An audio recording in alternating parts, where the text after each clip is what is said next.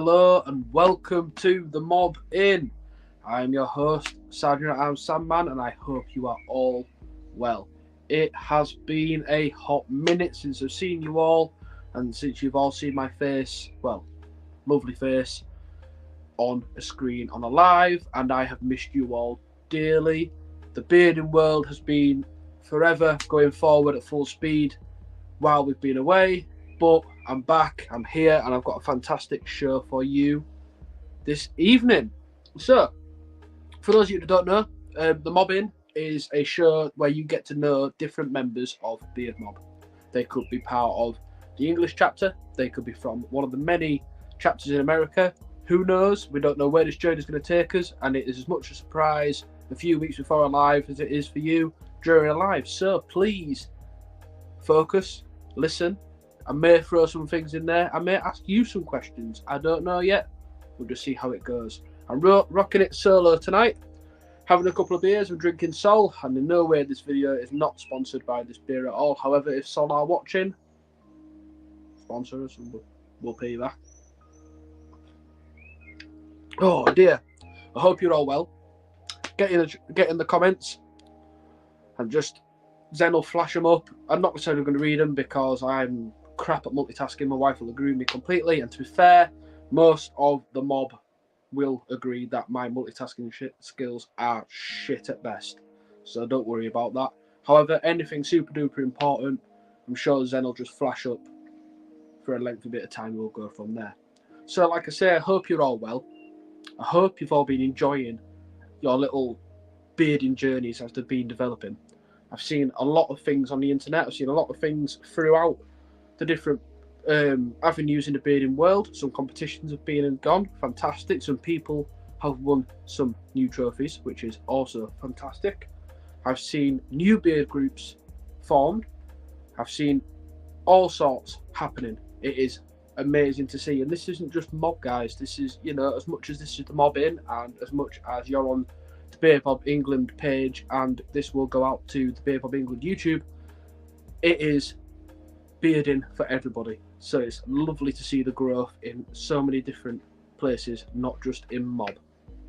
Now, I am the Sergeant at Arms of Beard Mob England, and Beard Mob England has been going for 3 years now. We've recently had our birthday, so bob a couple of middle fingers in the chats to celebrate Beard Mob England's birthday, which is an absolutely amazing event and an absolutely amazing thing to be part of.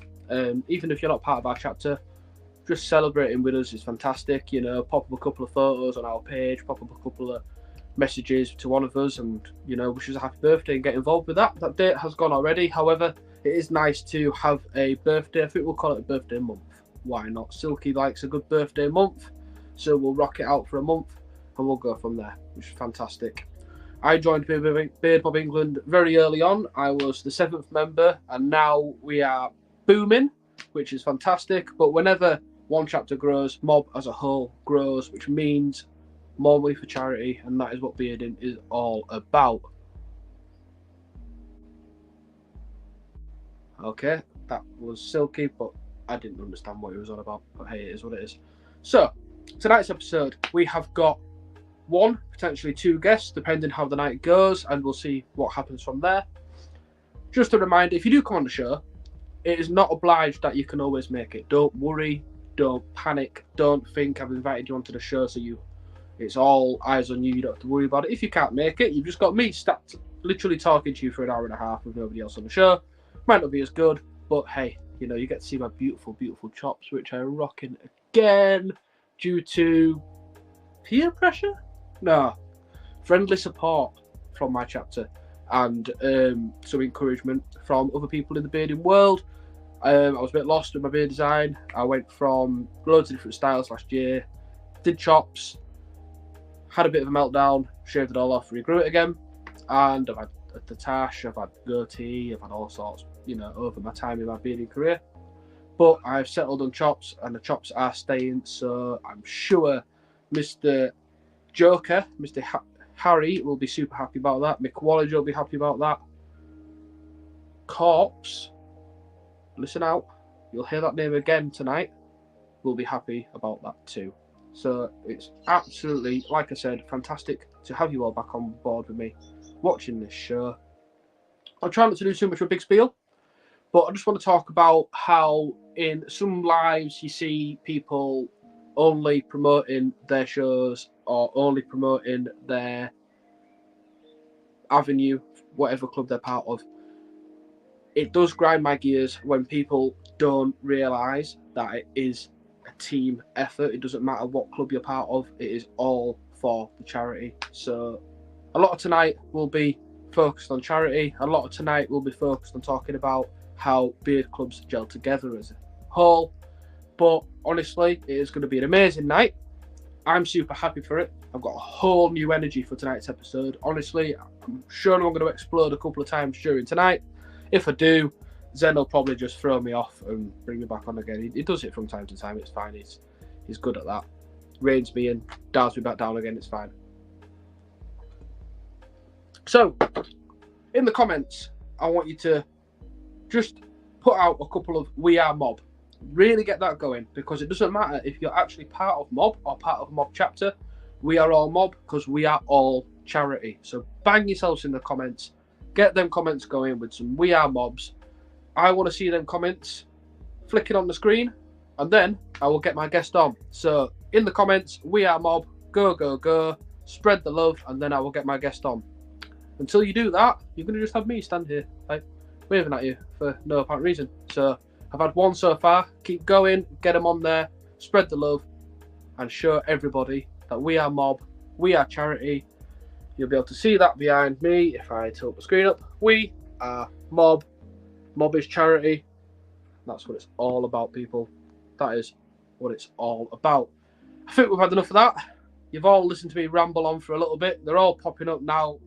I can see people from my own chapter, people from different chapters, a couple of Facebook users. Please remember to allow StreamYard to grant you access and permission, and then you will actually come up as a person, not just a mystery user. Unless you're like me, in which case StreamYard literally hates you. So just remain anonymous, but that's my title. We'll go from there. Without further ado, let's bring on our guest. But before we do, we aren't going to go to 1AC tonight. We are not going to go to 2AC tonight. We're not even going to go to 3AC. We're going to skip all the way over to 10AC. Tonight, my guest, for the time being, is the captain of Beard Mob Tennessee, an amazing person, really good at design work, entered several competitions, and really knows his beards. Please, everyone welcome Jägerbomb, the captain of Beard Mob Tennessee. Hello, Sandman. Hello. How you doing? Hello. How you doing tonight? I'm very well. Just chilling, enjoying this beautiful Sunday afternoon. No, you're not driving, are you? You're parked up. No, I'm parked. I'm waiting on picking up my wife from work because my car's back in the shop. They sent me a bad defaulted part. Oh, that's not good. So, yeah, You're not doing any illegal maneuvers or anything dodgy? No drinking? No. Again, if Red Bull wants to sponsor this show, they can do. I am all for that. I'm pretty sure Jägerbomb is literally 2/3 Red Bull and 1/3 blood. So that's basically what he lives off. It's fantastic. Welcome to this show. I am absolutely over the moon to have you. We've been friends since my Mob journey started, for sure. You've been in Mob a lot longer than I have. But tonight, we're going to break up some sections. We're going to have the U section. We're going to have a little break. And then we're going to have the Mobster section, which is what this show is all about. You get to know the person behind the mob. And then, hey, people find you more approachable. And who knows what can go from there. So, who knows? Are you ready, Jägerbomb? I'm ready. Do you want me to call you Jägerbomb tonight, or do you want me to go with Scott? That's what everybody calls me. Jägerbomb. I might as well get it changed and put on my driver's license. So we're using our superhero names. Can you all hear me all right? Just had a message from the wifelet saying I'm a little bit quiet tonight. Can you all hear me okay? Let me know in the comments if I am quiet. Just let me know. It might be the fact that she's upstairs in the same house. I'm unaware. Do I come across all right to you? No. Yeah, you sound good. You sound good on Ben this said end. I'm fine. In which case, Dover, be quiet. Sorry, I do apologise. She will beat me to death with a stick for saying that later on. Okay, so we'll start with the man. You have got an absolutely fantastic whaler beard. It is Well, thank you. amazing. But I'm sure you didn't always have such an amazing facial collection of hair, or whatever which way you put it. No, I mean, how old was you when you decided to go for the beard? I really had more of a kind of a small goatee for years, and back in 2017, I decided let it go. I heard about the bearding thing, and at the time I told my girlfriend, now my wife, said I'm gonna grow the beard out, and she's like, "You ain't gonna make it through the summer." I didn't touch that sucker for a year. She's like, "Well, you did it," and it just kind of went from there. Wow, dedication, man, dedication. No, there was a few days that I was thought about cutting it off because it was hot out. It was hot. I'm just like, nope, gonna let it go. Oh, I know about that. It's been 28 degrees Celsius over here in the UK, which sounds quite low in numbers when you compare it to your guys' crazy heats. However, humidity rocked up at 80%, so that wasn't fun. Last night here, I think the humidity got up to here about 85, 90 last night. When I got out of the car, I'm like, oh, this is bad. Yeah. Yeah, screw that. It was stickier than Steve the Stick Insect on a sticky day. Just not fun at all. But there from 2017 to about 2019, I had full beard mustache. And basically the club I was part of at the time, my wife's dad wanted to compete in their comp here in Nashville, and was trying to find something to do with him because he had a small beard. And we're like, hey, why don't we just shave his mustache off? Because usually there's only a couple of people in the whaler group, and he ended up placing third to 2 national winners that night. And then sadly, 2 months after that, he passed away. Wow. And I went whaler in his honor, and really hadn't looked back since. So amazing. A lot of beards stay around in honor of people or in respect to people they've helped dear in their lives. It could be family, friends, or even celebrities to a certain extent. I've known people have beard styles to emulate famous people, so I understand that completely. I know a lot of whalers, especially with darker hair. Our whaler in our chapter very much emulates Abraham Lincoln. So and he has dressed up as Abraham Lincoln for competitions. So it's interesting how you can see where people use bearding to honour people they love, but also to honour people who are either historical figures or things like that. So bearding really can come from so many different avenues, which is fantastic. So you're from Tennessee. Whereabouts in Tennessee are you? I was born and raised in Nashville, Tennessee. Fantastic. The music city capital of the world. It is indeed. Now, I know a little story about you and Nashville and NASCAR. I remember you saying, now people forget that I've got a reasonable memory. Zen will be hammering like fuck on that keyboard saying, no, it doesn't. It's all photocopy or whatever he's going to put. I can see it coming. It'll pop up at some point in this show. I know it. Either Zen or Silky will debunk my memory and just call me a liar. Don't worry about it. Okay, so, but you do design work, don't you? You have done designs. Yeah, I do. I do more custom work. I have people that help me do designs. I'm the implementer. I give my input, and then I've got other people that puts the design together, and then I implement it on whatever I'm going to laser engrave or put on a lamp or it's a collaboration. Yeah, you've done. So I've got one of your cups. I've not got it to hand because it's my work mug now because I love it because I can rep Mobb. You'll see photos all over the pages about it. His work is fantastic. But I rep Mobb at work And because of where I work as a care home, I can't be flying the middle fingers everywhere. So it's a nice bit of mob merch that I have that has no middle fingers.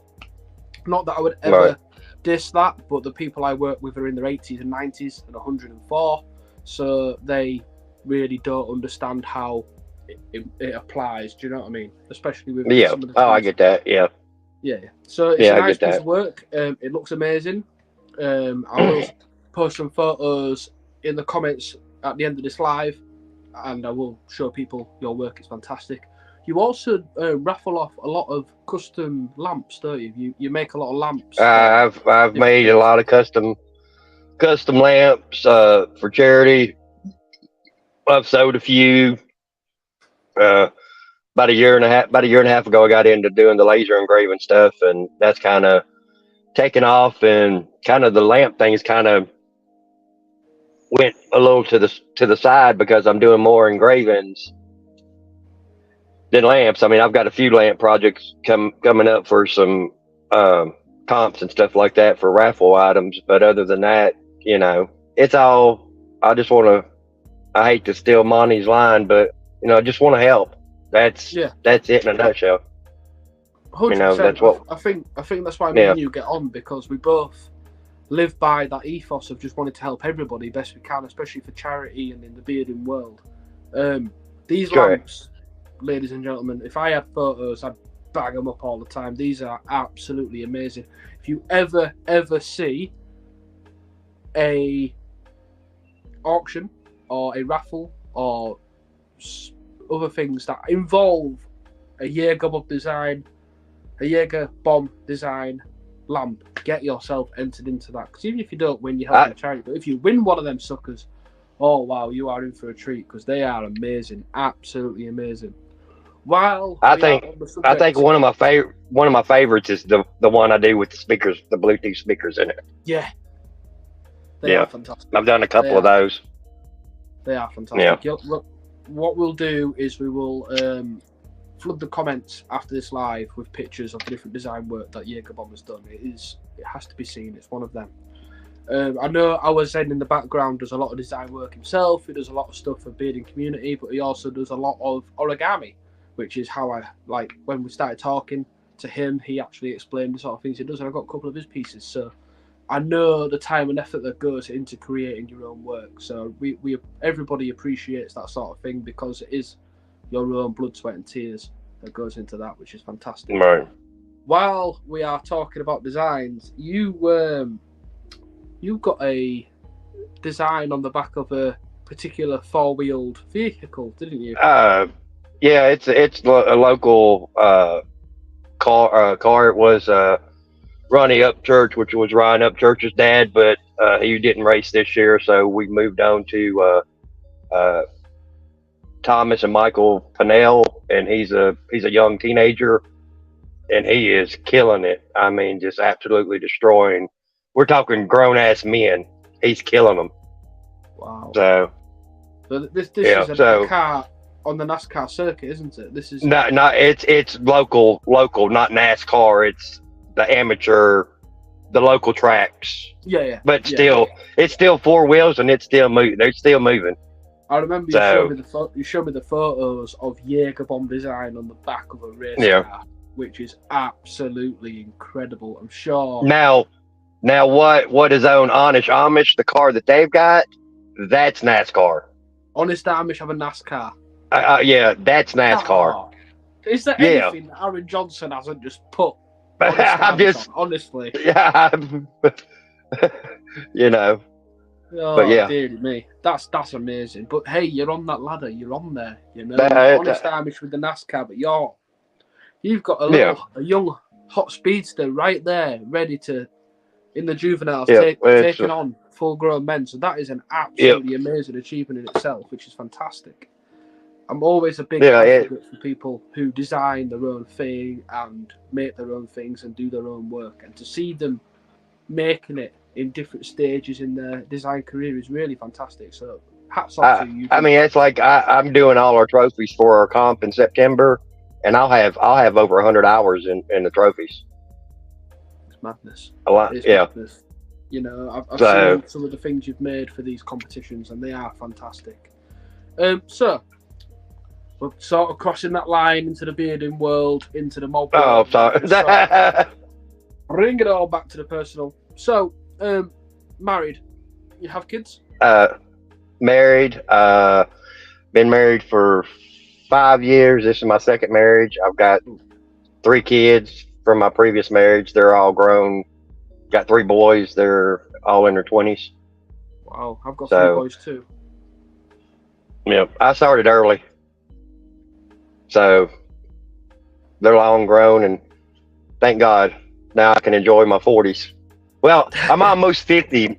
My wife keeps telling me I'm 2 years away from 50. She's like, well, you know you're 50. I'm like, no, I'm not. I'm 48. No, you're close to 50. I'm like, okay, well, whatever. Hanging on to your 40s with both hands. I'm holding on. I'm holding on for dear life. Never letting go. Dear life. I ain't letting go.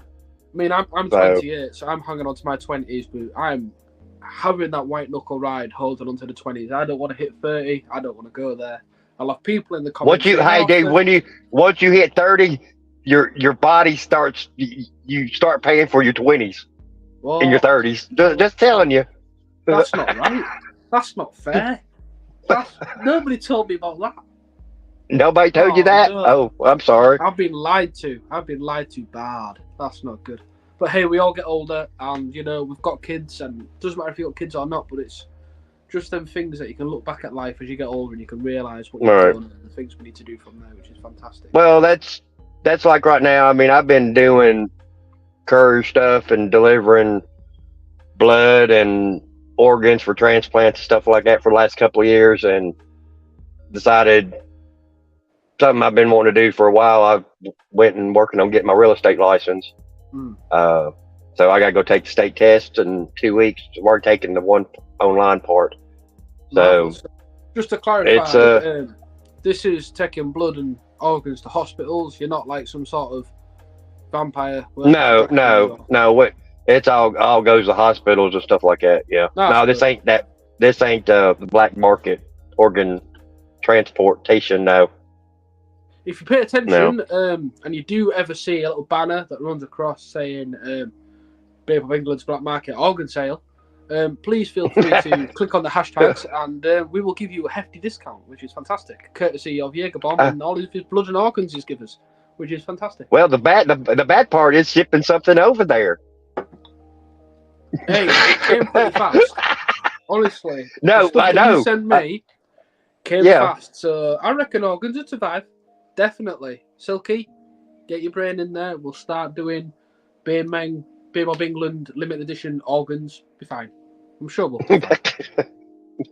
No, all joking aside, that is an amazing thing that you're delivering blood and organs to hospitals that really need that sort of thing. We have that sort of thing over here, and honestly, it's thankless work. You are saving lives. You are literally sending things that people need to get through the next hour, the next day. It's saved me a couple of speeding tickets. I feel you. I feel you.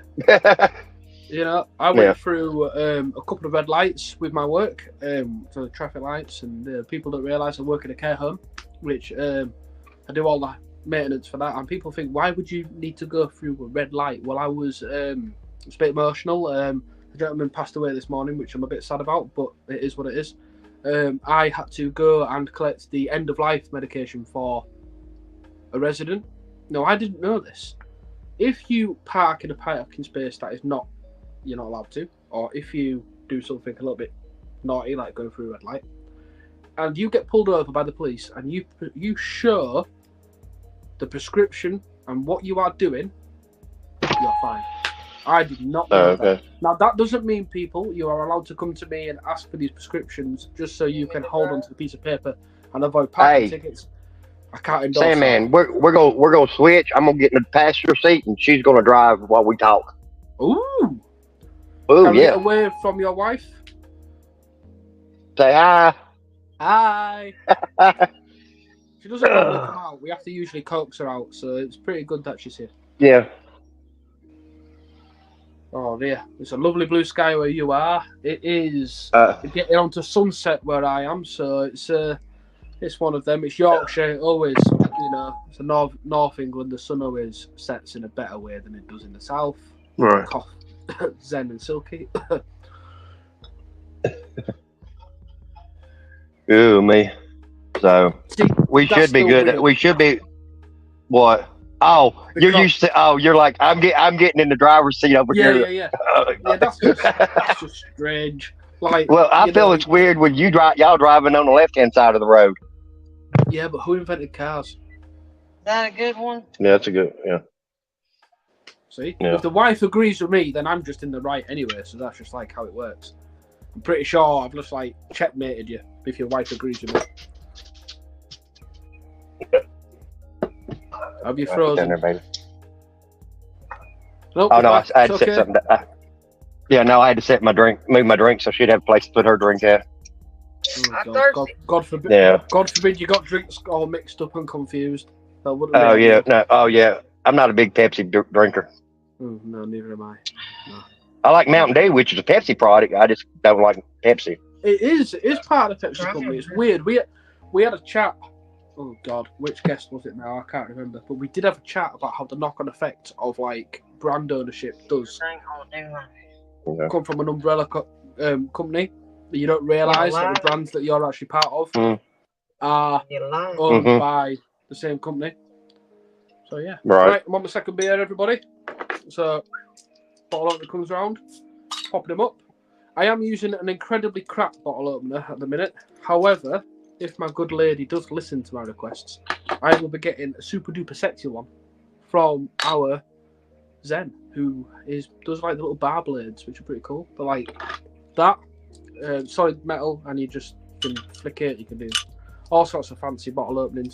Well, you need to Silky get wood. one that you can put. You need to get one that you can slide in your wallet. That's like the Yeah, card. see, that's what it is. Yeah, it's something like that. It's like a thin piece of metal with the holes either end. Yeah. Yeah. It's called a bar Yeah. blade, believe it or not. Silky knows the correct jargon. We just call it bottle opener, but he's posh and whatnot, so it's pretty fun. Well, he is a bartender. Yeah, he is. Still waiting He's on a my bartender. Cosmo. Yeah. My wife's still waiting on her recipe for Cosmo. We've been waiting for a while How long have you been waiting? from Silky. A year. Slap that man. Silky, get into Jaegerbomb's messages and tell her how to make a good Cosmo, because you're slacking, mate. Over a year. That's like Alabama postage. That's ridiculous. He goes, that's Alabama postage. You laugh. You're laughing. But Silky has dealt with Alabama postage, so he knows what I mean by a year's worth of Alabama postage. So get yourself in there, get to Jaegerbomb and his missus, and just tell him how to make a decent Cosmo, man. Jesus. God. I mean, Right. I can make a killer Jaeger bomb. I got that down. All you drink is Jaegerbomb. It's 2/3 of your life. No, I mix. I mean, I drink tequila, margaritas. I mean, but Jaeger's my go-to. Oh, 100%. You'd be really stupid. I'm not a big beer drinker. It'd be really stupid because Jaegerbomb when you like to white wine spritzer. Yeah, no. Yeah. No. So, and people drinking White Claws, I don't get that. I don't even know what a White Claw is, but I'm going to say, yeah. So, dial it back. Now, Okay. what was it like growing up in Tennessee? I ask this question every time, round about the start towards the middle of the show, just so I can get a background on what it was like growing up in a different area in the world, because not only from England's point of view, there will be some states in America who won't know Tennessee from Utah or some other place. So it really helps viewers understand the different areas of the world and how life is different in different states or different areas. So please tell us what it was like growing up in Tennessee. What was it like growing up in Tennessee? Really, it's just a normal child. I mean, we basically stayed outdoors, pretty much all the time. Our parents would tell us to go outside, play, and come back when the street lights came on. And basically we just went around rode our bikes wherever we wanted to go. I mean, probably went places we probably shouldn't have gone, got on railroad tracks that we probably shouldn't have got on, and went swimming in creeks that would be questionable. Are you describing Yeah. Tennessee, or are you literally describing the movie The Goonies? No, that's pretty much Tennessee. We're, it's out in the. I mean, being out in the country. I mean, this is in the 1980s. Remember, you said you're only 28, so I got 20 years on you. So This the golden time, full of myth and legend, known as the 80s. Yeah, where there was no cell phone, no internet. We pretty much, had a rotary dial phone. You had a core. What'd you say? I had a rotary. You had a rotary phone. Oh, did okay. I think I was just poor. Yeah, but I mean, I partly grew up on a horse farm too. So I mean, it's just normal stuff, or what I would call normal. Some people. You've done a jiggy. You've mentioned horse farms. You've mentioned horses and the countryside in America. I know for a fact I'm going to have Earl, Red. I'm going to have Freckles, and I'm going to have Rodeo / Brokeback going, oh, horses and stuff, because they're basically our token Americans. They're not from America, but they are as damn to near American as we are ever going to get in the UK. They love all styles of American things. They love the country music. They love the great outdoors. They love all their cowboy sort of things. So you've mentioned that. Now, I'm all super excited. Once I grew up and kind of moved out on my own, I ended up moving to Florida for a while, and that's a little bit different because you go to the beach, you do a little different than being out in the country. So it's kind of a different lifestyle, which was great. I loved it, So, I mean, when you live on a little island called Treasure Island, I mean, you can't beat that with a stick. You lived on Treasure Island? I lived on Treasure Island. Look up Treasure Island, Florida. I love Muppets Treasure Island. I lived on Treasure Island. I can't get my head around the fact that you lived on Treasure Island. Do you know what John Silver? They had festivals like for that, the Pirate Festival. Yeah, so it was it was great. So, told you. But other than that, straight in the comments, Facebook user, I'm going to say it is Brokeback. Don't ask why it's called Brokeback. This is a family show. I will not get into that. No, it's a more like friendly approach. Basically, we had a name change for him, and it got us 2 beautiful members into the club. So that's how that is. It is not because he's a massive fan of the film, I think. Okay. However, yeah, he's just commented. He is the resident cowboy around these parts. It's either him or his dad. Either which way, they both wear the Stetsons. They both wear the boots. They do their thing, and they look magnificent when they do it. It's fantastic. That family is brilliant. If you ever get a chance to see any of the videos they post, or even chat to them, they're fantastic. They really encompass what it's like to do with bearding. They're really good at they're really lovely people. When they turn up, they are people who you can approach about absolutely anything, and they will have your back on everything. And they really do, like I say, incorporate what it means to do bearding, and it's fantastic. But that's just me bigging them up a little bit. Maybe I was semi-apologising for mentioning Brokeback a couple of times, and the hashtag that sort of goes with that. But hey, it's Pride Month, so we'll go from there. Alright. Right, we're about 36 minutes into the show. I aim for about an hour and a half, 2 hours, which way the ballpark goes, that's fine. We've had a chat about early life in Tennessee in the 80s, and it literally sounds like 90% of the 80s films I've seen, all mashed into one, with the absence of Predator, He-Man, and Aliens. But other than that, basically 80s movie, which is fantastic.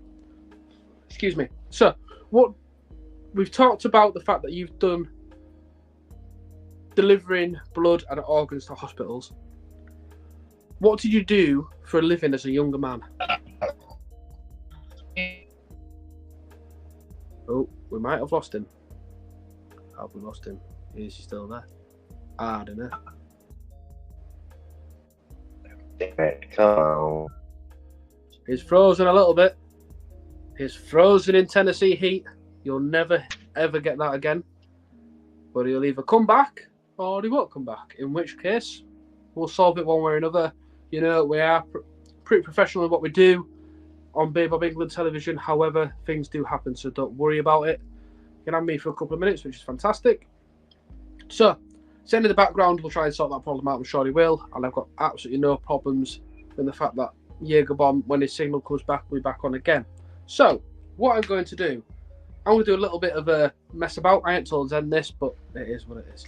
The first person to comment hashtag, you got to do the proper hashtag. Yeah, you've seen it. I've done it on the last promotion. So, the first person to comment hashtag Shadrach rides again will get a sticker sent from me to them, whether they are in the UK or whether they are in America. So bang yourself in the comments, hashtag Shadrach rides again, and you'll get All right. Sorry about that. I'm back. Don't worry, I've just done a little bit of a dropsy of a giveaway. First person to comment hashtag Shadrach rides again will get a little sticker. And I'm sure Zen's very capable of looking at a comment and pinging it up. Who did that? I guess sometimes we got to emperor. I ain't got a bloody clue who you are. Who are you? Who are you? Are you God? Are you the devil? Who are you? Tell me who you are. I can't give a sticker to a Facebook user. Of course, it's bloody Brokeback.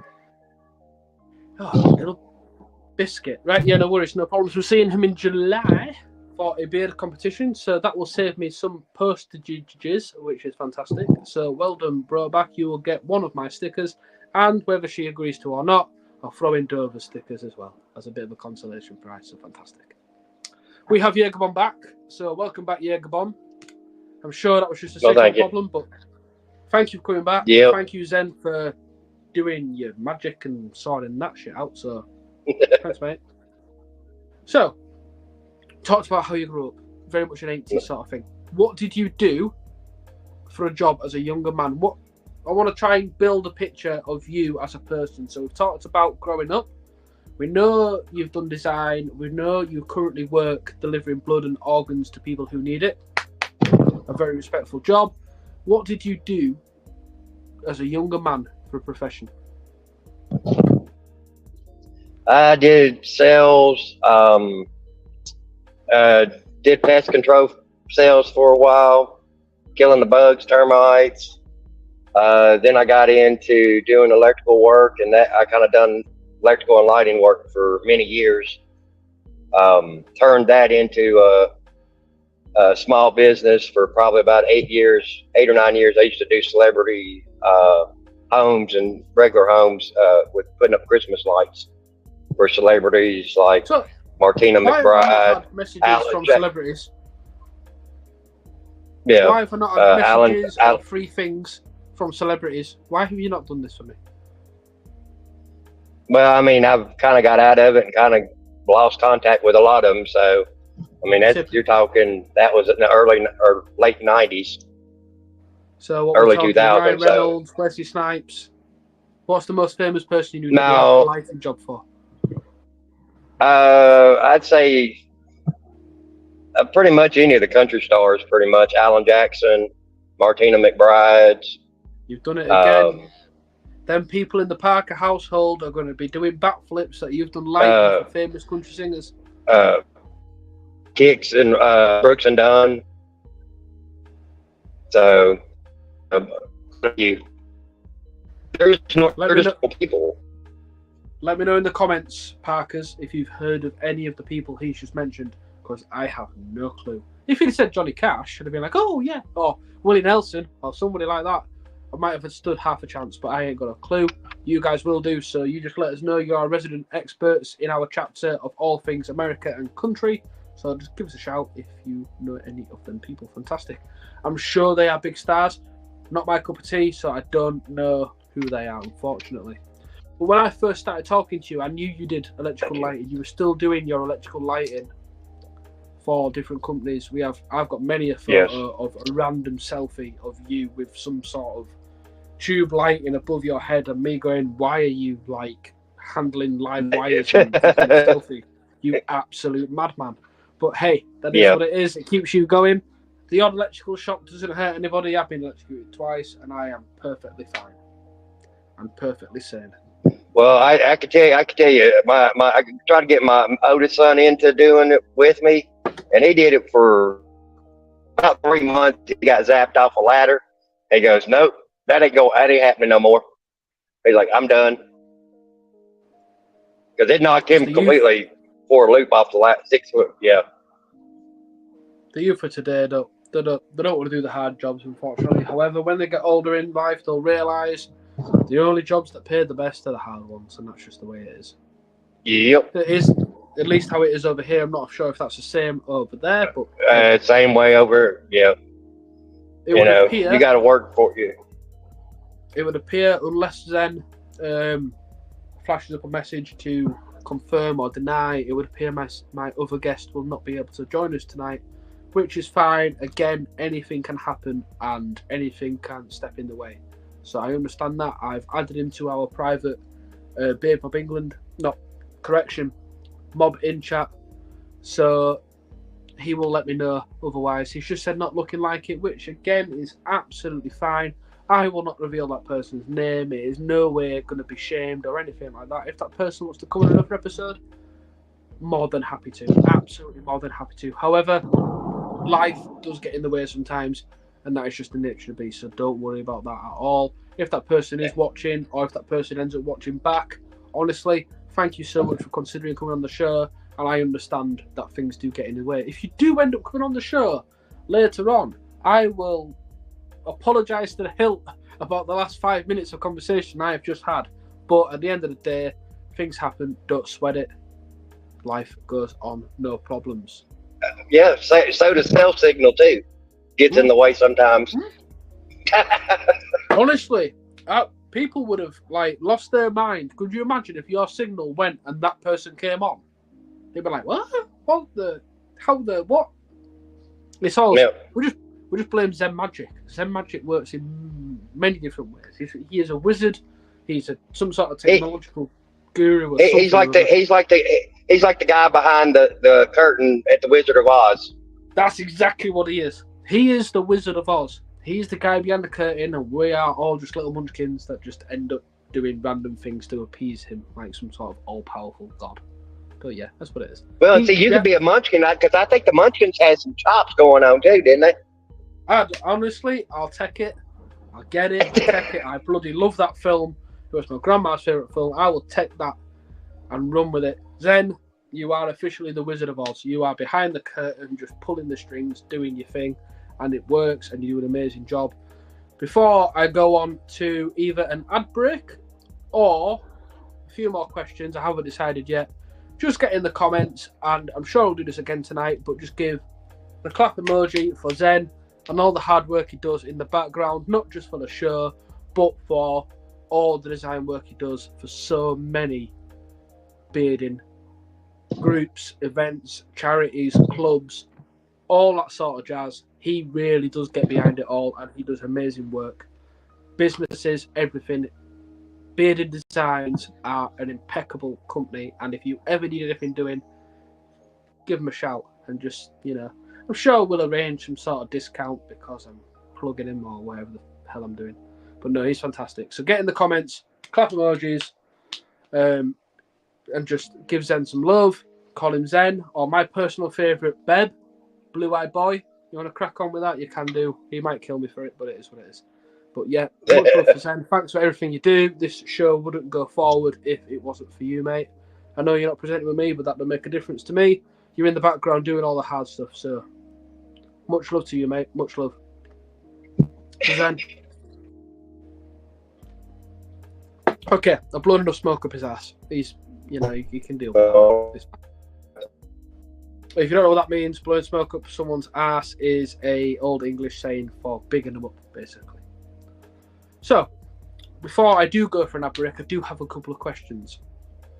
You shaved your mustache off for in honor of a person, which is fantastic and very admirable. How is it? So I know a lot of whalers in the UK because it's not a big category. This has come from Lupin. So if you're watching Lupin, hi my dude. I've written down them questions you've had from months ago for different people, and the odd stray questions that didn't make it to our show with Boo, who is also a whaler. So I have these questions lined up. Don't worry. Some of them are mob related, which I will do on the next half of the show. Well, a couple of them are personal. He's just after he shaved it off again. Yeah, he let it grow back. He shaved it off again. He's not a complete traitor. Don't worry. So, how do you go into a competition with a whaler? I know it's bigger in America, but how do you, going into a partial subcategory, keep that style and focus on maintaining that style? Do you know what I mean? I do chops, I shave the middle, but you shave that mustache off, and it's such a neat. Do you know what I mean? It's such a neat line. Do you ever think about just growing the mustache for an easier option, or do you just think, you know, this is me, I've worked hard at it, you know? How do you curve them thoughts of just going for the easier option? Because our whaler has I've kind of taken on the whaler, I guess, persona or whatever you want to call it. But I do the dressing up with like the captain, more the fisherman, stuff like that. So that's how whenever I go to a comp, I usually pick an outfit or something and kind of work around it and kind of bring the show, but also the way it's just, I like to get up there and have fun. That's fantastic. So you incorporate the style with the costume and push them together.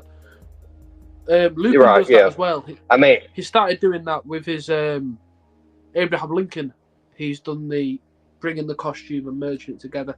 I know it's not whaler, but Mick Wallage, who has just won his 3rd World Championship in mutton chops. So kudos for that. I don't think that guy's ever going to stop anybody talking about it, but hey, it is what it is. And obviously I've got chops, so I'm going to talk about him. I know he brings his own costume, and that marries up very much with his facial hairstyle. So that's a good answer, and I'm sure Lupin will take that as a good answer as well. That having a costume that you end up either emulating a famous person or creating your own costume to incorporate your style is good, because I suppose it does silence them voices in the back of your head telling you to just go the easy route or change your style because I've not won a trophy or anything like that. So it's I've done a couple outfits that wouldn't really whaler mix, but it's like I've done one that was steampunk with a steampunk hat and a cane and stuff like that. So it ain't always something that you would see with a whaler, but it's just whatever I come up with, that I just kind of mesh it together. That's the best bet, you know, and you do an amazing job. I hear, before we have an ad break, which I'm sure we'll do shortly because I'm busting for a wee. You can't have a wee, you're screwed. You're in a car, but it is what it is. Before we do have the ad break, I'm just going to very quickly talk about, you have just won a trophy, have you not? Say that what? Did you win a trophy at the what was it now? Did you go to the Appalachians? No, I did not. Was it the moonshine competition you did? No, the moonshine classic is our comp. We actually don't compete at our comp. Oh, okay. Yeah, we have all members on what a competition. Yeah. Now, I'm trying to think when my last comp was. The last comp I did was the online comp. How was it? With Talking Beards. Mm. Yeah, I took first, and Shively took second, and I can't remember. I don't remember. Thank my lucky stars you said that, because I thought I'd made that up. But I'm glad, yeah, you did basically win a competition, which is fantastic. So it does show that if you stick at a style and perfect it. Now, I imagine your beard is your beard always comp ready, or No, my beard does not always stay comp ready. it looks? I'm not sure about the viewers. Let me know if you guys see it differently. But if you look at the way his line goes all the way around, it looks very I comp did ready. that. I got it ready for the podcast today. I didn't want it to look bad. Look at him. He's made himself all beautiful for the Mobb Inn, and we absolutely love it. Let's give us a bit of a head turn so we can see the full thing. Look at that. Look at the lines. They are absolutely perfect. And for those who are whalers or considering that style, Jaeger Bomb and Shannon, chicken bread? Yeah, chicken bread. Chicken bread. You need to look at, because they have perfected that style. And even in America, the Amish/whaler style wasn't always horrendously popular. So they have worked hard and made that a more popular style for everybody. So the ones in the UK who struggle because it's not well represented, keep working at it, keep pushing the style. More and more people will get on board, and then it will be more well represented. And who knows, yourselves or people you have inspired may become the next best British whalers or Amish in this country, which is fantastic. But see, the great thing. Say again, sorry. It's great. It's great eating too. Yes. Eating's a whole lot easier with no mustache. See, you don't have the mustache, but I have a spill zone. Oh, you being chops, you have the spill zone. Oh my god. I have the spill zone / dribble zone. So swings around about. You don't eat mustache, which is cool. But when I eat food, it just goes down the dribble zone, spill zone, washes away. Happy. Go partial, people. It pays. So, before I go on to the next half of this show, I have a very special segment, which is a little ad break / a little chat with our amazing enforcer of Beard Mob England. It gives us a chance to have a little bit of a rest, refresh or refill our refreshments, and go for a little wee, which is what I need right now. And that is with our amazing enforcer. Enforcer Tyke is going to talk about beers with you. He doesn't have pictures in his show. Subtitles are not provided. However, if they are needed, message me and I'll give you the best interpretation, because he's a Yorkshireman like me and he's a little bit tricky to understand. So without further ado, Zen, will you show us what Enforcer Tyke has been talking about regarding beers, please?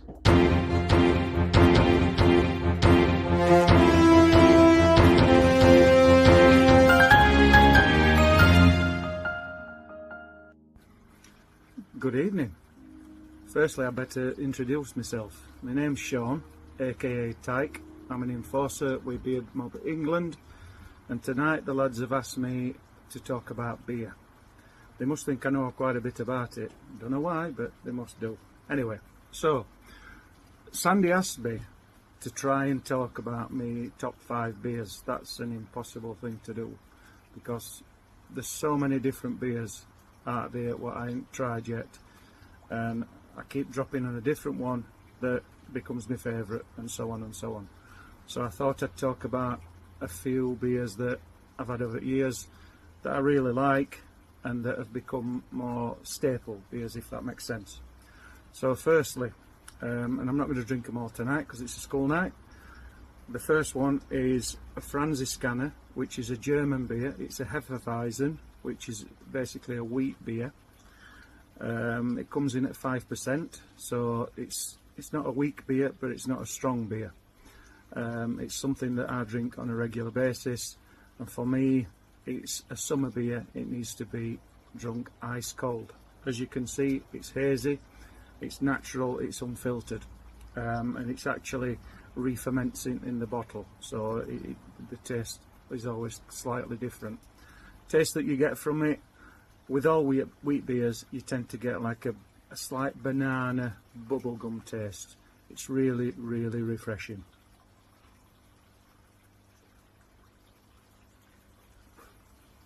Anybody that knows me also knows that I'm a big lover of beer glasses. I've probably got well over 300 beer glasses in my collection, all different types. My favourite types of beer glasses from Belgium. The Belgian brewers tend to bring out a glass for each beer that they produce, and they're absolutely amazing, quite intricate and really, really nice looking glasses. So that's another thing that I collect. So secondly, we'll talk about an English beer. English beers have come on from when I started drinking many years ago, and the trend nowadays, well, it's for craft beers and particularly hazy IPAs. So the one I'm going to talk about is one that I can get quite easily in a supermarket. It's by a brewery called Salt Brewing, which is in between Bradford and Leeds, I think, and it's a double IPA, a dipper. That comes in at 8%, and it's a really, really tropical, fruity beer.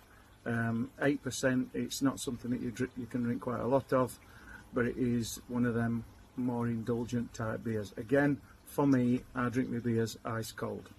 So that's my second one. The one thing that anybody who follows me on Instagram and that will know is I've got a massive love for Belgian beers. I've been to Belgium quite a few times, and I buy them whenever I can.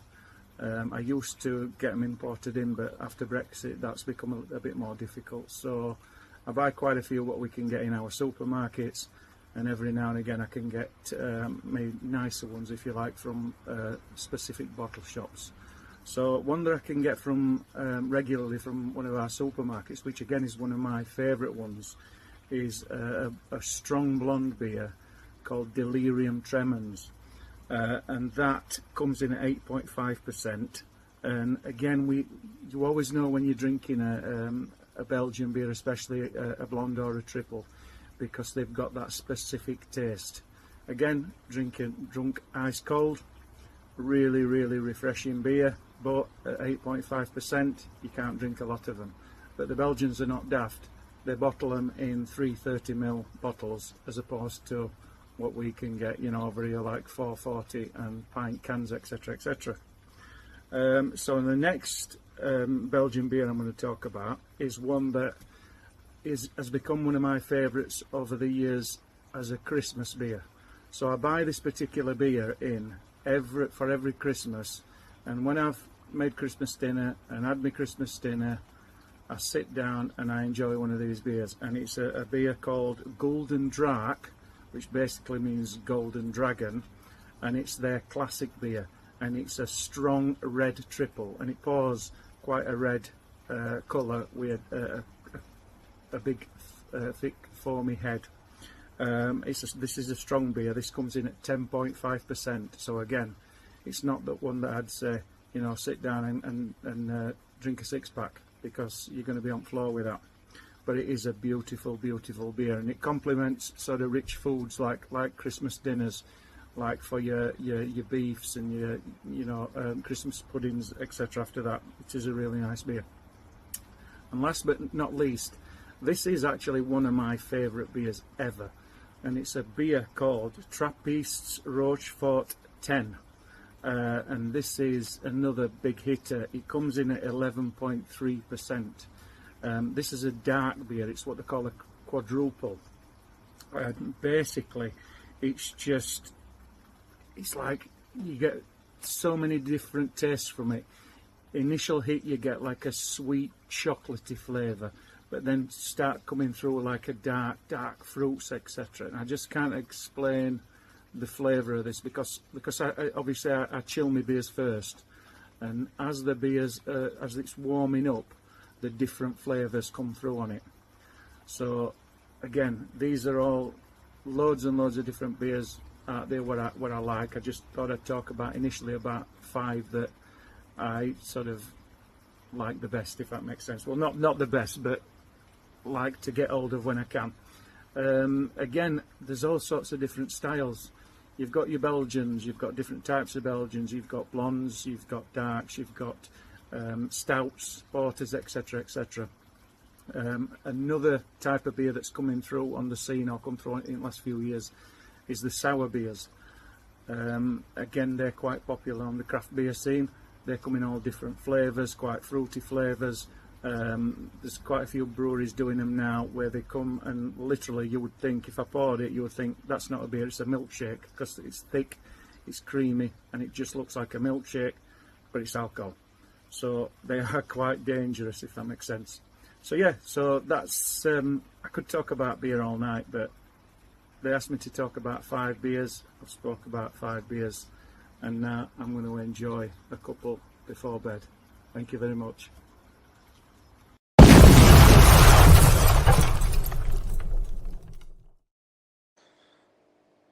What did you think to that? Makes me the 11.3% beer. Oh crap! You don't drink a 6-pack of those. One and done. Tyke doesn't Oh, fuck yeah. about with beers. Excuse my language, but that man knows his stuff, and he doesn't mess about with beer. When he's drinking, he's having a Right. good time. He'll only do, like he was saying about his session beers, which are like lower percentage. But to that man, 8% is a low percent. He just rocks on and cracks on with it.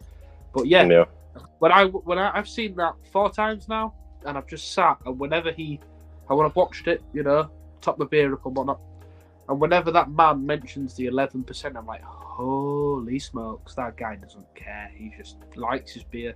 And one of them beers is a type of flavourful beers that you just drink as a supping beer. So, now, what I'm going to do is I'm going to open this beer, which is a sign to kickstart the next half of the show, which is the fun bit, which is the mob.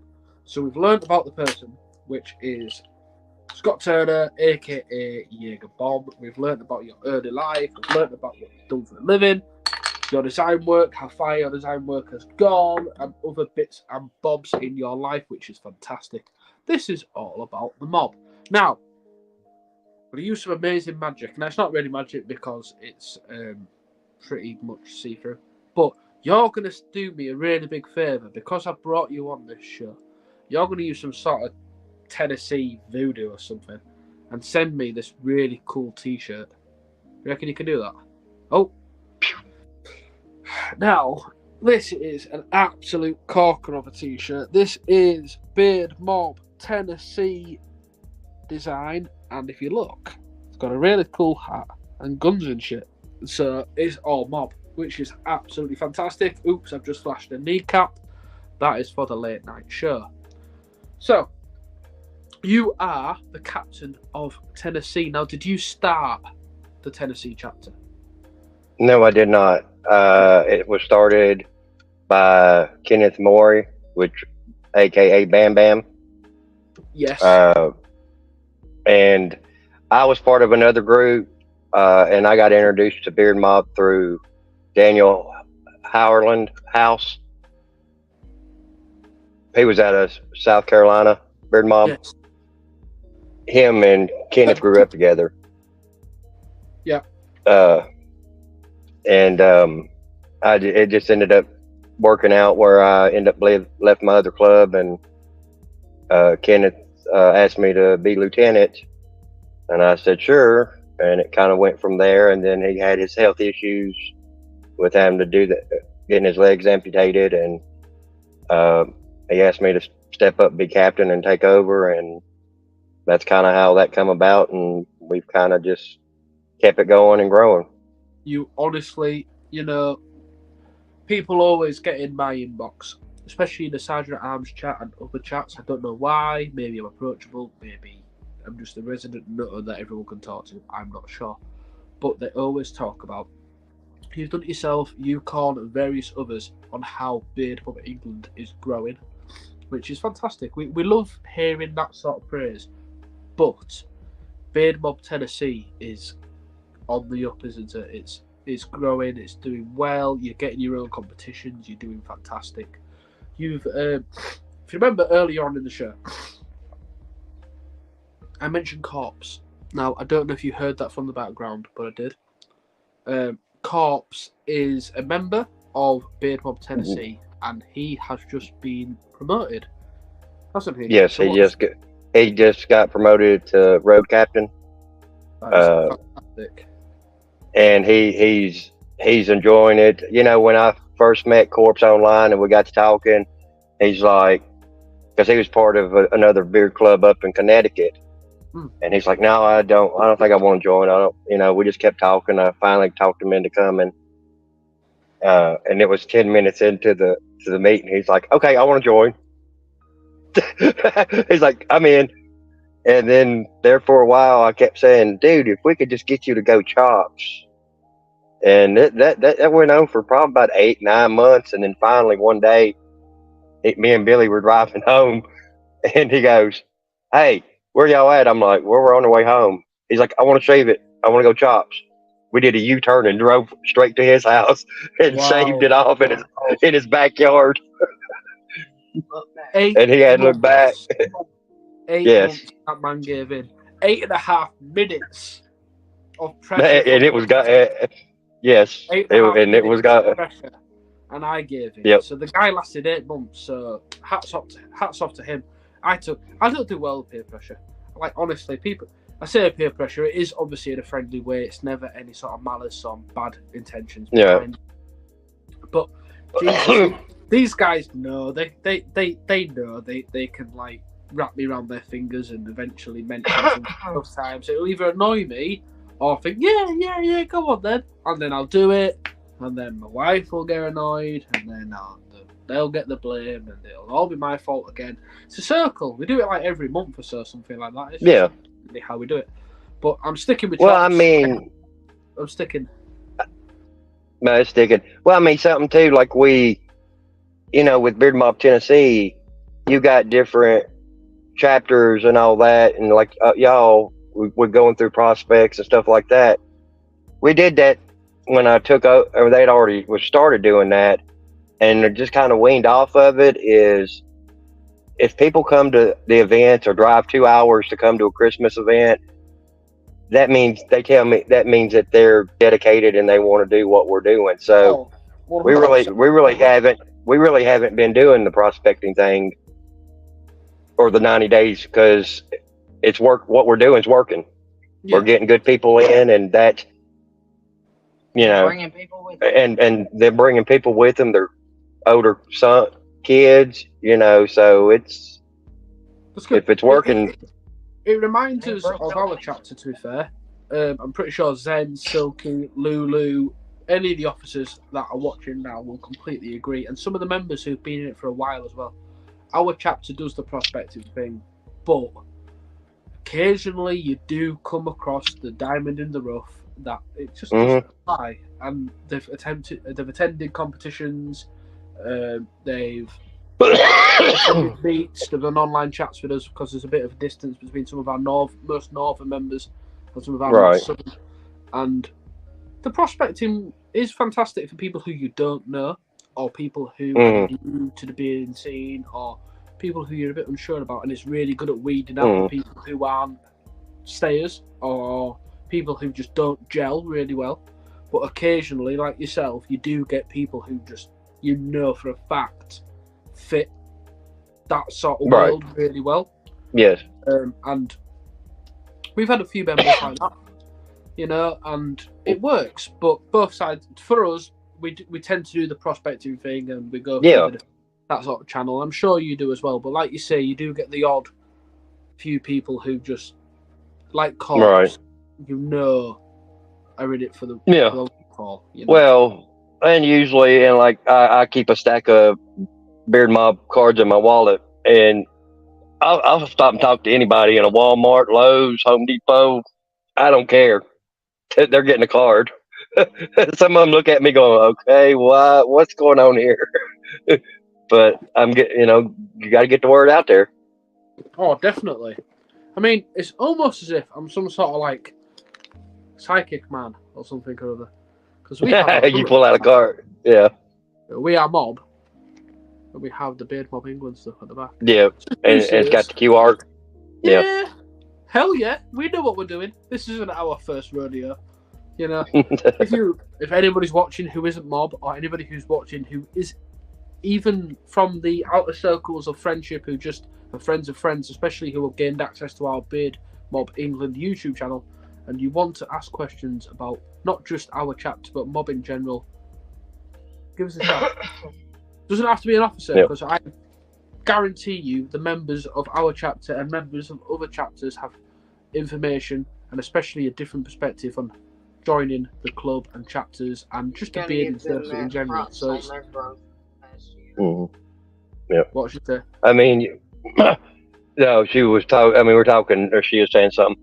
But no, I mean, y'all been growing. Oh, y'all probably added what 10 or 12 members this year alone. This year 10 or 12, last year 30. That's a good. Zen, That's- Silky, somebody who knows the ins and outs of numbers, give us some sort of number of where we're at now, because Jacob asks quite regularly, because he talks, and especially the Sergeant at Arms chat as well, ask from different chapters. If you could discreetly bob us a message with some sort of number of where we're at below, then that'd be cool. Thank you. I mean, I think we're at 20 or 21. You guys, honestly, I've been you've been in my inbox at least once a week now, maybe more, and we talk about all things more, Yeah. bearding, personal life, and whatnot. But again, not Yeah. just our chapter, any chapter, Right. especially when you're new to bearding or anything like that, we are very approachable, especially in competitions. Or if you just Mhm. recognise us out and about, speak to us. And that doesn't mean England, that's all across the board. We're all very open. Speak to us. And you might not want to join our club, but you might just want to get into bearding and understand what we're about. Ask away, and we will definitely get back to you on this. Definitely. Cards. It's cool. It's cool. It's just cool having cards. I feel really like Flash. It's awesome. Okay, so Big Bob, Tennessee, you came in as the lieutenant. You worked your way up to captain. You are growing at an amazing rate. So that's fantastic. Is your wife part of your chapter? There's who? Is your wife the lady who you have to? Yes. To? Yes. She's a secretary. That's pretty cool. We have a secretary. He's Yeah. not my wife, but he's pretty cool too. He would So, beat me but, with a stick if like he was next to me right now and I just like put him in the same sort of loophole as a wife. He would literally bludgeon me to death with a pole. But hey, it is what it is. No, secretaries do an amazing job. They're fantastic, and it's nice. No, I mean, having her with the support behind and keeping me in check from time to time is a good thing. Oh yeah, like I'm the same. My wife's part of Mob. She's not an officer, but I had 2 messages as soon as this show went up. I had 2 messages saying your mic seems a bit quiet. You're a bit quiet. So I questioned it, and whether your spouses or partners are officers, members, or whatever parts of clubs, we do not get very far as people without our spouses or partners or significant others. So it is good to acknowledge them and definitely try to listen to them as best we can. We don't always do it. Yeah. We're not perfect, but we try. We definitely try. But she's got into the create. She's done a couple of competitions. She's done creative and twice. That's all. No, you did creative twice and then realistic once. Yeah. Because Missouri, and then she competed at Mob Fest and placed second at Mob Fest 6. So that's pretty cool. This is sort of inadvertently played into my hand, and Zen will be smiling like a Cheshire cat because he knows somehow, like, fate sort of works its way around. My wife, Dover from Beer Bob England, has just in our last competition at Opie's in June came first. It was the first time she competed, and she came first in Whiskerina. And unlike America, you have creative and realistic Whiskerina, don't you? Right. We just have the one. It's just all one category. And in her first competition, her first ever time being a Whiskerina, she came first. So that absolutely blew us away. She did really well, and we do try and promote the female competitors because they get overlooked sometimes, and especially people who are new to Mob or new to bearding don't realise that women can get involved and kids can get involved too. So the kids. That's one thing with women involved, but every place that we go, we make sure because we've got two kiddos that are little monsters, and we got to make sure that wherever we go, it's kid friendly. They'll always be involved. Oh, Always. The kids, honestly, they break your heart when they go on stage. they literally reach inside your chest and they scramble around with your heart, and it's beautiful. They do an amazing job, and I think it's brave an adult to go on stage, but for a child to go on there in front of all them people, that's a whole different kind of bravery. It's fantastic. So, continuing with Mob Chat, we talked about a little bit of your chapter and a little bit of your wife being a secretary and part of your club, which we are all for, and the kids that are also part of clubs, which is absolutely fantastic. So, I mentioned earlier that your chapter has started doing their own competitions. Can you tell me some more information about your competition that you run as Beard Pub Tennessee, please? We put on our first comp last year in September, which is the Music City Moonshine Classic, sponsored by Amish Amish. And our charity is Amputee Blade Runners. They help children and individuals get prosthetic limbs, lower limbs. $1,000 for them last year in our first comp. So everyone get in the comments and either literally write clap or well done or something, but show some love for Beard Pub Tennessee raising $1,000 for children and young people who need lower limbs. That is. What does that translate? What's that translate to over there? In 876-ish pounds. It's still a bloody 5,000. No, 5,000. 5,000. Is that 5 or a 1,000? His signal's dropped out again. It is what it is. 5,000. He's back again. He's alive. 5,000. Hell's bells. Then in that case, scrap what I've just said. Get your asses in them comments and go absolutely ballistic. £4,200. Thank you very much then.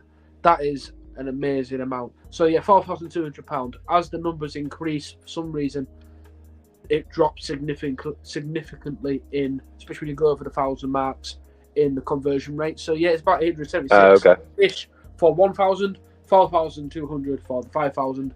But still, honestly, for your first competition as a chapter, $5,000. Yeah. I'm not counting the pounds. Ignore that shit. $5,000 for young children and adults who need lower limbs is absolutely phenomenal, and it blows my mind. I'm sure there's people hearing that now who are nothing but proud and honoured to be. I'm proud of all our guys that stepped up and helped us put it on. We had I think we had probably 60 plus items on the raffle table. Wow. Yeah. So it was a good night, and we actually outgrew the venue. Wow. We had probably about 125 people from 26 different states come in, from out west to up north, down south, all over. That's amazing. So it was a good night, but we're moving it to the what they call the Nashville Palaces, where a lot of the country stars got their start across from Opryland Hotel. So bigger venue and hopefully more money this year for charity. I'm sure there will be. Everyone keep your eyes peeled for when Jaeger Bomb, especially those in the States, unless they have an online section. Now, there's an event page. keep their eyes open and definitely support as best you can by either attending or just liking and sharing the pages for that charity, because they are making waves and doing an amazing job. We did speak about a potential opening it up for international, didn't we? But we'll have more chats on that. We'll go from there, because that'll help other charities as well and build bridges that might not necessarily be built before, which is fantastic. So we're getting to the hour and 20-minute mark. I'm going to do something different. I normally ask this question right at the end of the show, but I'm going to bring it in a bit earlier on. And Zen knows what's coming. Zen knows what's coming. He knows the remit by now. He knows exactly what's happening.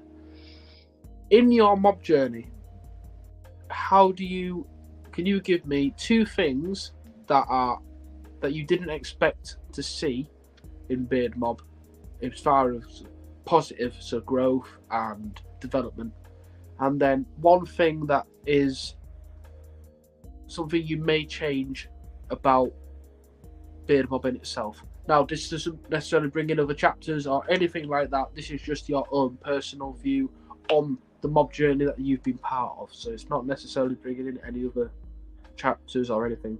Don't worry about that. As far as anything, everything's positive. I mean, just the brotherhood of everybody. You know, I mean, here in the States, at least,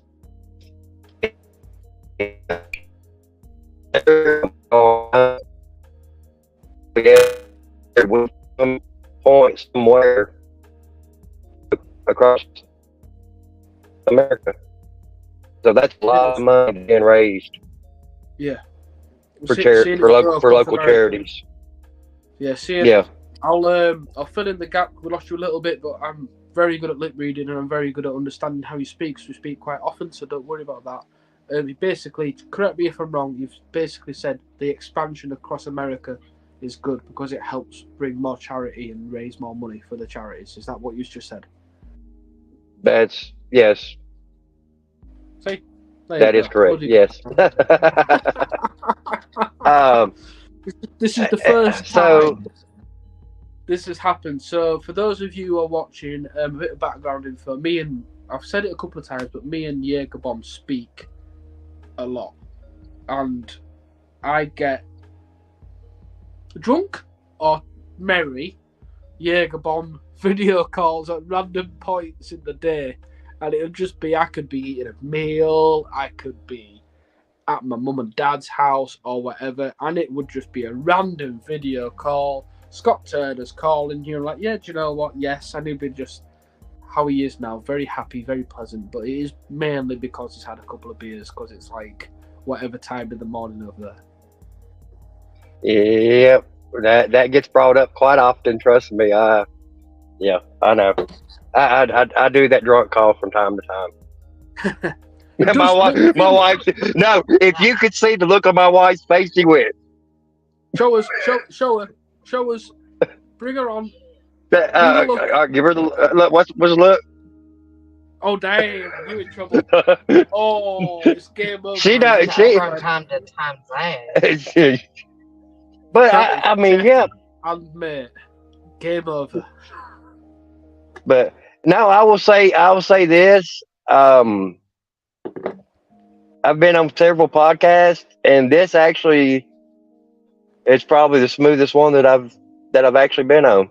It's actually, other than the hiccup, I mean, just the conversation. It's like I said, but we talk a lot too, so we know each other, you know, and it's fun.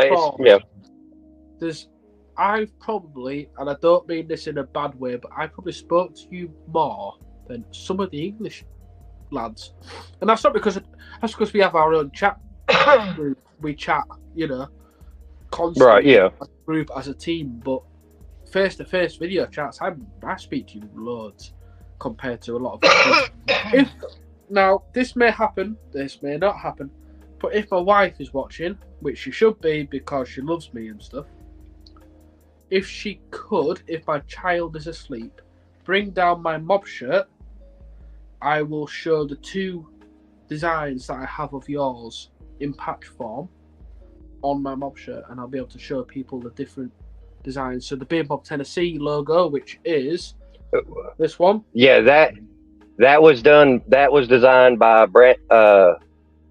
Foghorn Brantley Brantley Simpson out of Louisiana. How does the size fit?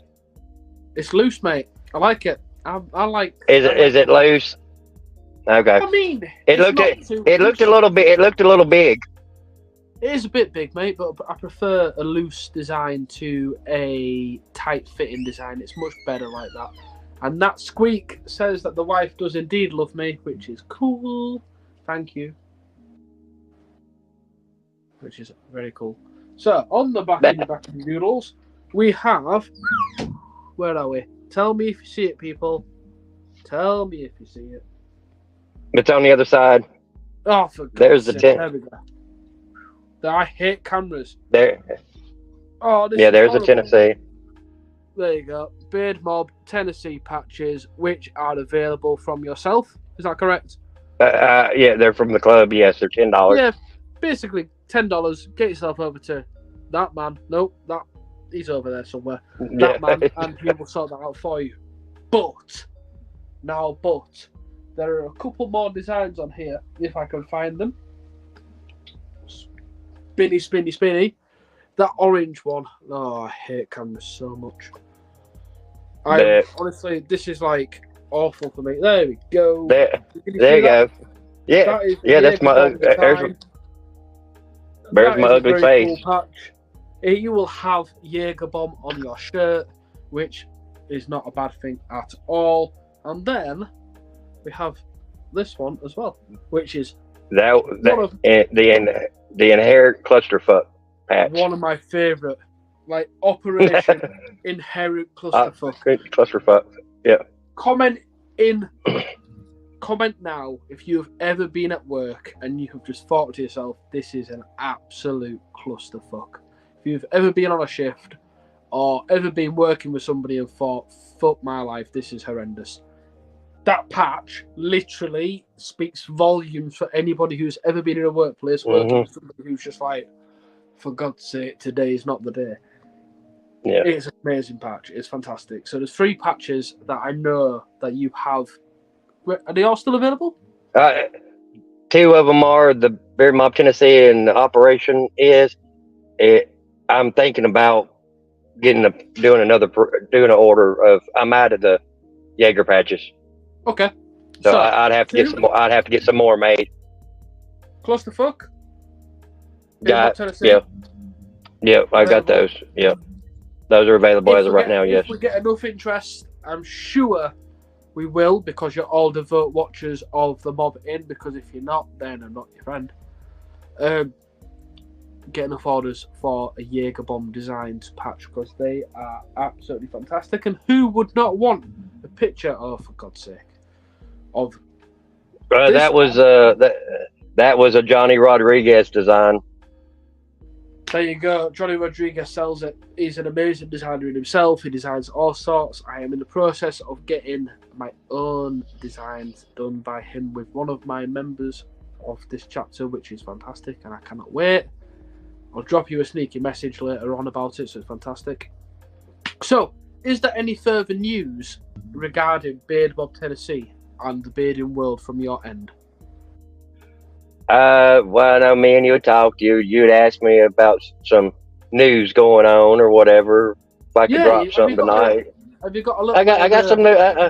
I got a little drop. I'll do it. Little super sexy exclusive for us. Yeah. Wasn't gonna do it until next month, but this is appropriate time. Of course it is.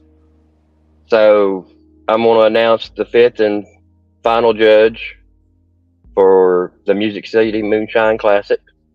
Mm-hmm. He is an OG. I love this man to death. I would go to hell and high water for him.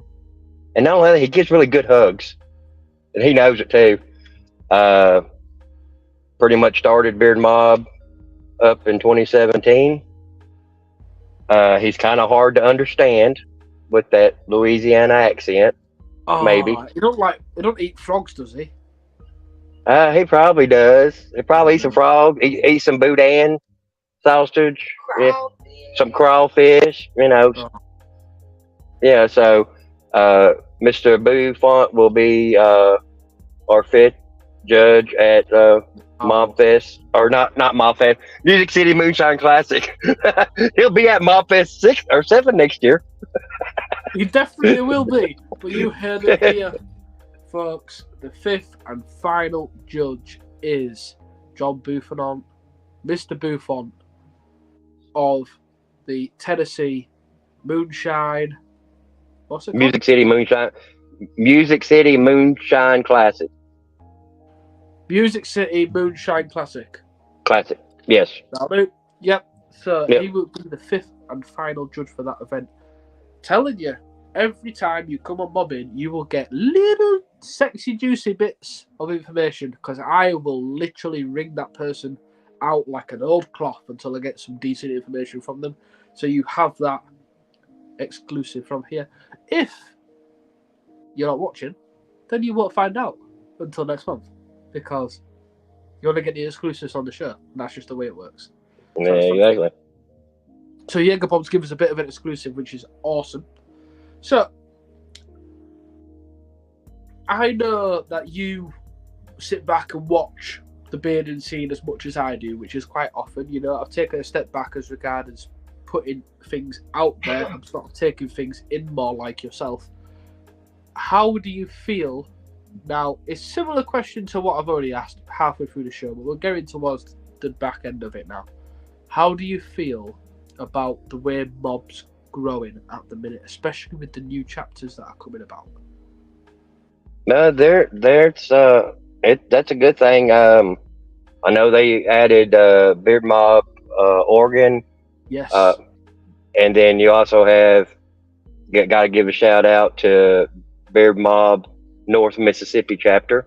Yes. That is my sister-in-law and brother-in-law that started that chapter up.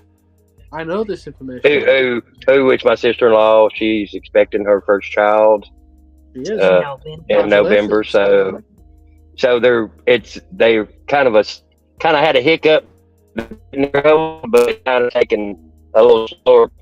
You know, you being ready to do as much. So, but she's trying. So, and we're giving them advice and trying to help them out where we can. I've heard parts of that journey with yourself as well. You've kept me updated with little bits of that journey. So it's nice that things are finally going well for that family, which is good. Because they have been trying and they've been blessed with a child, which is fantastic. Yes. They are starting the North Mississippi chapter, which is good news because what does a new chapter mean? It means more mob. And what does more? 1 second. More charity. What does more mob mean? Exactly. More charity. We are mob. Yep. We are charity. And that is the best thing. There is talks of Beard Mob Alaska. And okay, I hadn't heard that. If they have an event, if they have a Beard Mob Hawaii and they have an event, I might just have to make a special trip to Hawaii. Yeah. I know everything. My wife just said, "What you said?" Here we go. I know everything. Honestly, you guys think I'm just sat in the background doing my own little thing. I have fingers in so many different pies. I know everything, and that is the beauty about being the host on this show. Because not only do you get to interview amazing people like Jaegerbomb and other people in the bearding world, you get exclusives from themselves and their chapters. You also get exclusives from me that I might not maybe should have mentioned, but hey, it is what it is. It's my show, please. Of other chapters that are up and coming too, which is fantastic. Oregon is definitely on its way. Their captain and lieutenant are a tag team and they have just passed probation. So Beard Mob Oregon is on the way, and I cannot wait to get some merch from that chapter. Alaska and Hawaii still in the midst, but definitely. Oh, I forgot they had started. I think B was working with somebody getting the Beard Mob Florida back up and going as well. I knew there was one I was forgetting. Yes, Beard Mob Florida is having a bit of an overhaul. So basically, that chapter, what happens is every so often in a beard club, some chapters get quiet, or they lose certain members, or officers change, or design change, or sometimes things just don't work out for whatever reason. And what they either do, instead of closing that chapter, they will bring that chapter and its members and officers into a bigger fold, which is in America. Basically, your areas, which are run by a president and vice president, they will then take control of that area. Yeah. So it stops a chapter going under, which means if a chapter goes under, that is fewer members. Fewer members is fewer for charity, which we do not want. So the vice presidents and presidents of whichever area they are, whether it be parts of America or our very own international MVP and president, Silky and Lulu, they keep things going on a bigger scale, which is amazing. Yeah. And it allows for time to reevaluate and restart chapters and get them back up and going again, which is really good because it not only boosts, like I say, our club, but it also boosts the charity side of things, which we are massively about. I did warn you at the start of the show. I tried to give you some warning tonight, and most of the nights that I will do will all be about charity because bearding is fantastic in itself. It brings people closer together, but charity is ultimately the winner. So what I'm going to do is I'm going to very quickly pop you over to Jaeger Bomb. He doesn't know this, but I like surprising him because I'm a bit of a dick. But hey, it is what it is. So he's going to have a little bit of a chat on about what it's like to start and run an event. Because there's some chapters who have got in touch with myself, and I know our chapter are in the same sort of boat, on how do you actually start putting a bearding event together. So if Zen could just minimise my little face for a minute and bring Jaeger Bomb on front and centre, he will give us a little bit of information on what it's like to actually run and start up. You put me on the spot. 100% I am. Hey, look, they thought we had it easy because we know each other. I'm putting you on the spot, giving you a little bit of limelight. Now's your time to shine. So Zen, if you minimise me a minute, make Jaeger Bomb big again, he'll give us a little bit of time on what it's like to actually run an event, especially from a mob chapter. So if you could do your thing. I don't know how you do it. Do you know what? I'm losing cell signal. Yeah, signal's going horrendously wrong. I'm going to basically leave you my background a second. Jaeger Bomb is going to give you a little bit of information on what it's like to run a bearding event, and I'll be back in 1 minute. Crack on, Jaeger Bomb. Okay. Running an event, basically, the key is having good members, but then also finding a good venue that is kid friendly and having good. What? My wife is over here killing me. But no, I mean, it's all a team effort. So, everybody has their own roles as far as getting raffle items, getting sponsors.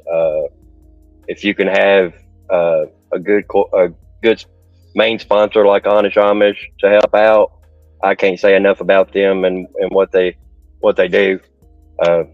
Aaron and Natalie both have been a godsend in helping us out here in Tennessee.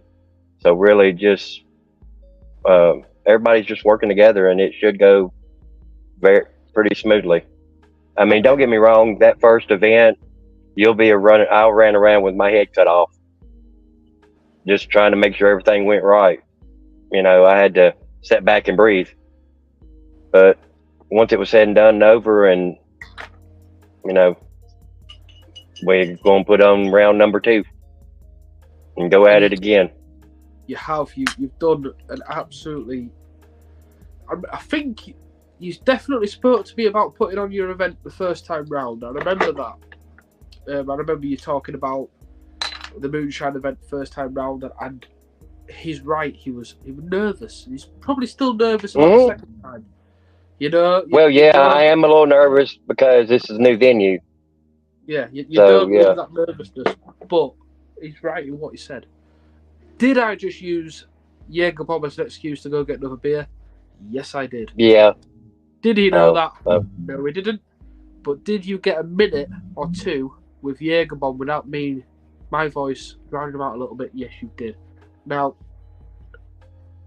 it really says something when a chapter has gone through a bit of a dry spell and then growing at such a rate that you guys are, and it's not just quantity, it is, I know a lot of your members, it is quality as well. Like Corpse, like Dime, they are quality people like yourself. I won't bring her name too much into it because I don't want her to crash the car or blush because I'm talking about her, but she knows who she is. She's driving the car at the minute. People like yourselves who really do all the hard work, and then to actually have your own event and raise that amount of money for charity is just fantastic. I think we're getting to the end of the episode now, which is all right, which is fine. And you know, I've done it on my own tonight. Was I a bit nervous? Yes. Am I happy that I've done it with somebody that I know personally? Yes. Did I add a little bit to the show that makes it a little bit more difficult for the person who I'm interviewing? Yeah, because you want people to see that me and you know each other and it's just an easy road. It's definitely not. There's a couple more questions I want to ask before we start closing this show down. Because I imagine Zen's falling asleep now. He's pretty tired. He does a lot. He does an amazing job. So, I'm trying to think. There was 2 questions that I had to ask and I cannot remember. And the reason why is because some of them verge onto the forbidden categories. So I'm trying to avoid that minefield, which is fine. So, describe to me a mob fest. So have you've been to them? Yes. You've Mob Fest 5 and Mob Fest 6. Yeah. So when you attend that big event, this has come from a different member, by the way. This isn't necessarily looping. This is from a different member, and again, I'm all open to questions from different people. If you do want to get in my inboxes for future shows, and you feel you may have questions that you want me to cover with somebody on this show, fantastic. Do so. Comment in the comments a question you may want to ask, or direct message me, and I will include that into the show, which is fine. So when you attend a mob fest, how does it feel seeing the different chapters coming together and people who have never met each other before, but you know them from chatting in Messenger, especially with the different officer chats that go on? How does it feel to see all that coming into the bigger picture, and you can see, you know what I mean? You can view that. It's Mob Fest is one of those unique things that you look forward to. We're already making plans for Mob Fest 7. It's just everybody coming together. Like I said, you talk to people, some people you had never met, and then you finally meet them for the first time. It's like this past year. I mean, I've never met Inman, which he just took over captain from Cali, and him and Melanie, 2 great people. Just to get to hang out with people that you hadn't got to meet yet, but then also the people you have met or you saw at other comps. It's almost I would say Mob Fest would be like Woodstock of the 60s of beards. Yeah, I mean, seriously, it's just like everybody, this past year was great. It was at a campsite. We drove up and I met Boo literally because we pulled in about 4 o'clock. At 4:15, Yukon and Boo come around the corner and I start pouring Jaeger, and we started direct. It didn't stop. I mean, we didn't have to go anywhere. We literally were there for the whole weekend, and just no phone service, no outside. I mean, it was great. Yeah, I remember the message I got before Mobfest 6 started, because I was hoping to do a joint live for Mobfest 6, right?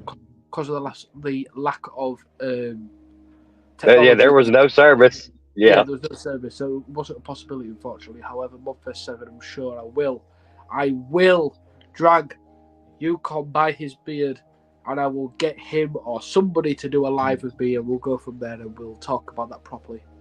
We have a similar type of event. Now, Mobb Inn was meant to do a couple of episodes a while ago, but don't worry, we will definitely retain momentum, and I'm sure if you guys are still watching, you must be liking what I'm doing. or you're just bored. One way or the other, doesn't make a difference to me. We did a competition in June. We entered a competition called Opie's. Now, I know for a fact I have an episode dedicated to that, so I won't go into too much detail.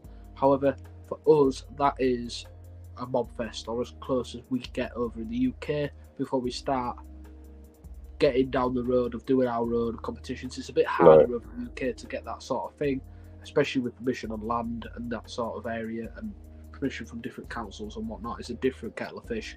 We will get there. However, yeah, Opie's was our closest thing to a mob fest. We had a lot of attendees there. We've got a couple of members from there. It's where, we had our first shirted meetup as a chapter last year, which was fantastic. But yeah, that's. I asked you about the mob fest because it was a question asked by somebody else, but it also correlates to how we felt at Opie's. And I thought I'd get the American point of view, which is good. I won't digress any further into that because that is for another episode with some other guests, which we will have, and I guarantee you we will have that episode, even if I have to drive down to their house and drag them into the studio. It's happening. Keep your eyes peeled. That sort of thing will happen, and we will get that sorted. So, how do you feel the show's been going for you? Yeah, go on. How do you think it's gone? Oh, it's. I just looked at the clock. I'm like, man, I don't feel like we've been talking for an hour and 45 minutes. No, because you disappeared for about 10 minutes. Oh, okay. I disappeared, so an hour 35. Okay. I didn't think it was 10, maybe 5, but okay.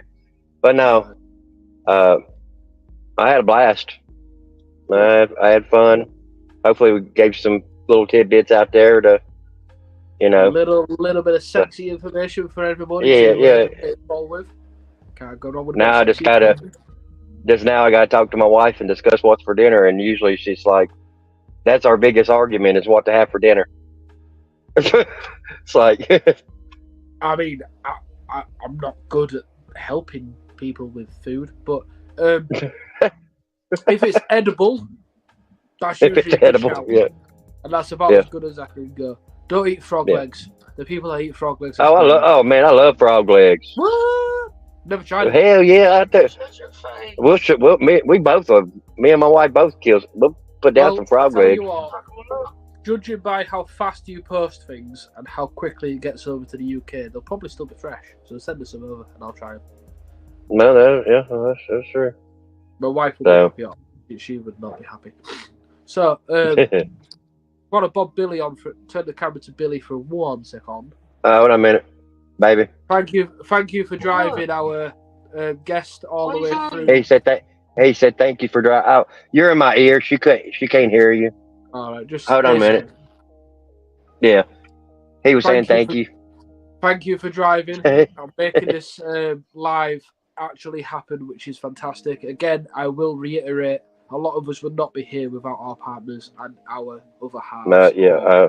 The family that help us through. It could be parents. I know we have members who have parents in the bearding game, so they help them get to events and they familiarise themselves and make them feel comfortable. So it's not just spouses, it's as a general family in its term. And I think I'm going to close tonight on a few little points to do with bearding and Mob itself.